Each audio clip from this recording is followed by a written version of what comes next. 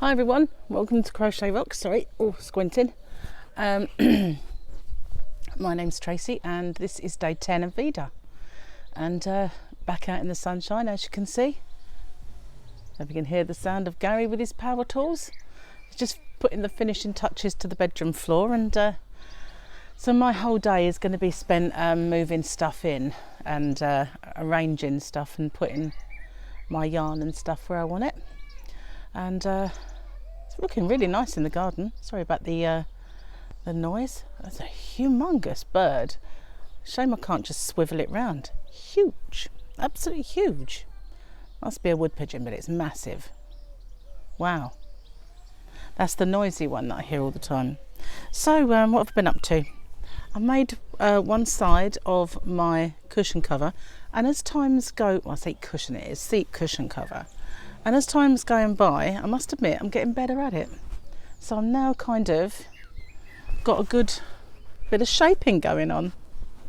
So it can't be bad. It will stretch around, so I don't do it as tight, you know, all the way to sort of thing, because it will kind of stretch all the way around. But it's the perfect shape for it. So just about a third of the way through the other side, and so I've done my shaping. I've just got to do a bit of, you know, kind of like the long section that doesn't have any shaping. If I put that on the floor, and I can crochet as we talk. So, yeah, got a busy day ahead of sorting in the house. But it seems a shame to miss this lovely weather, because they reckon that come Monday it's going to change and it won't be so nice, which will be a shame to see the good weather go. If I can ohm this down a bit so you can see what I'm doing, but if I do, you won't see the rest of me. So, well, it's a trade-off, either me or the crochet. Probably prefer the crochet when all's said and done, but yeah, so that's going to be a little bit of a boring thing to do, really, I guess, when you consider just sitting there and you know, putting yarn away and moving stuff into a room and sorting out furniture and everything. But on a lovely day like today, it's not like we can really go anywhere though, is it? Gary did a bit of shopping today. He managed to get some meat for the freezer because we were getting quite low. Up until now we've just been using what we had, you know, been a good thing because of all the panic buying in the beginning. But at least we had stuff that was in the freezer. Gary's mum and his brothers always say that he's a meat hoarder, you know, all the time, which has been a good thing. It's been a good thing at the moment anyway, because, you know, we've had enough to get by on without having to go shopping. But as we've been using it, he's had to go and get some. But luckily, there's stuff in the shops now. So it's still my kind of buying toilet rolls monthly and his buying lots of meat has really kind of seen us through. It seems like we were doomsday preppers without even knowing it, which is kind of fun. And I'm not sure I should be doing this really, because it just makes me look down, and then you're getting a lovely view of the top of my head, which isn't the best view at the moment with a ponytail. So I'll put that down and pick it up again in a minute. So got my drink because it is a really hot day, and it's quite early. Got up early today. It's 12:18 here, and got up at 6. Oh, why? I just woke up. Well, the thing is, oh, that's nice. I woke up thinking it was 8, and so I didn't get back to sleep. And then when I looked, the next time I looked at the clock, it was 7. I thought I mistook the time. So acquisitions then, apart from food, I got some peppermint oil. So that will get rid of the pesky spiders. Not that I've only saw one tiny one so far, so I figured let's banish them before they start. So I've got to find a little plant sprayer and figure out the quantities, like the ratio of oil to water, and then I'm going to take a bucket of water and clean the windows and the windowsills out the front, because they kind of got a bit of moss on them where you know, Gary's mum was quite old, so she didn't really get a chance to do them very much. So I'm going to blitz them, and then I'm going to spray with peppermint spray and see if it works to ward off the evil spidders. I hope so anyway.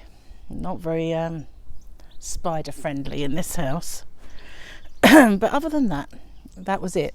Tried to get hold of some goose eggs today, but they just sold out, which was sad. So I'm going to try and ring them like tomorrow, and if they've got any, then Gary wants to go and get some. We love our goose eggs. I don't know if you've ever tried them. They're absolutely enormous, but they are really like the creamiest chicken egg that you've ever had. They're kind of about this big if you've not kind of seen them before. They are that big, and they take about 9 or 10 minutes to boil to get soft boiled egg. But once you've had one, you need them again and again and again. They're just lovely, but they're kind of seasonal, and but this time of year we usually get them, but of course you can't get out, so it's not that easy. So hopefully you'll be able to get some, and they're great with some soldiers. And when I was on the low carb diet, I used to use bacon as a soldier to dip in. Really yummy. But you did manage to get some eggs, you know, normal eggs, chickens. So at least we've got eggs, which is cool. So yeah, good day shopping really. Well, not me, Gary. I didn't actually go. I'm waiting for delivery. I've got a pair of flip-flops coming. I wouldn't mind, but I do own 2 pairs of these blessed flip-flops. They're pretty good. They're Skechers, and they're really the most comfortable flip-flops I've ever had in my life. You can wear them all the time. In fact, you can wear them for driving, but they won't let you anymore, which is sad because they don't move, and they're quite safe. But they are lovely. They mould to the shape of your foot, and they're like wearing gloves on your feet. You can walk forever in them without a blister or feeling like you've got feet ache. They're just absolutely amazing. So I have 2 pairs in my house, but they are a bit old now. So I figured I'll get myself a new pair and have them delivered here, and then I can at least go out the garden. Because at the moment I'm either wearing a pair of trainers, which is too hot for, or slippers, which are dangerous when you're walking in and out of here because they slip off. And you know, kind of, I've almost tripped a few times, and I thought I've had enough of this. So I ordered a pair, because otherwise I've got hot feet, and I just hate that. One of my biggest bugbears is having hot feet. So yeah, well, I've been waiting for that delivery, so I didn't go for the ride, which would have been a nice ride actually, because it's lovely today. Beautiful out. The sea is a little bit hazy still. It's been hazy every day, but so it's not a good view of the water. You can just about see the edge, and I knew that I could see the edge because the tide was out, and you could see it. But it's quite hazy. You can't see across the water at all. But it's lovely and sunny, so I'll forgive it. I suppose that's the humidity though, isn't it? It's not been too bad, I think. Not been too unbearable anyway. Oh, so yeah, gonna finish that. And then I have, well, Gary's mum had I suppose you'd call it a buffet.